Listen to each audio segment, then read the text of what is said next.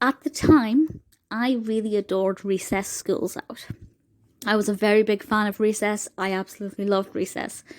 When the film came out in 2001, I saw it in the cinema, and it's quite an odd thing to think back on because if I remember rightly, I went to the cinema to see it with my father. I was still quite young. I was 9 at the time, and that means that my father would have had to have sat through this film for about an hour and a half. And it's certainly bizarre and not really a film that's family friendly. It's definitely more of a children's film. So thank you to my father for sitting through that. I can't imagine it was the most thrilling thing he'd ever seen. But it was released in 2001, directed by Chuck Sheetz, and stars our usual voice casting characters that we know and love from the TV series. The narrative definitely makes it different to the TV series, because with the TV series, usually the problems are generally quite believable.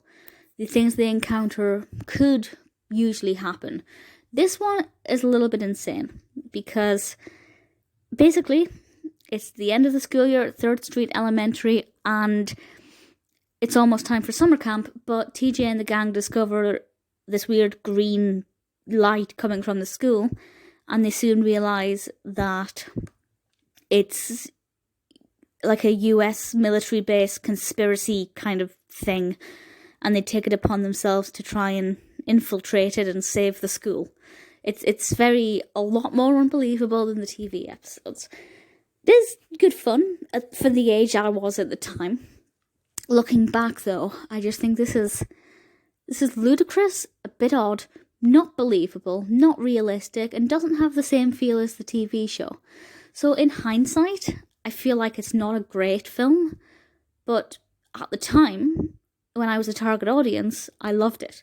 So I guess the important thing is that the target audience enjoys it. It's definitely for fans of Recess. If you've never seen Recess, I don't think this will be anything for you.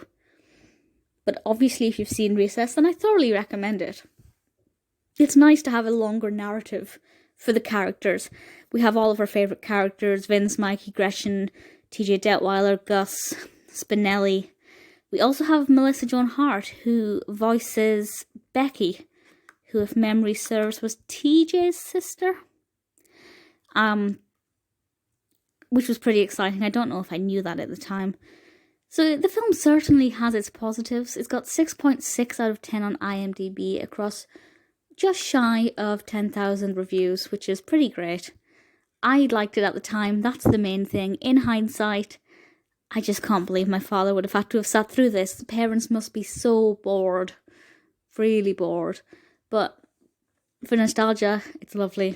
And I guess for the target audience, it definitely does the job.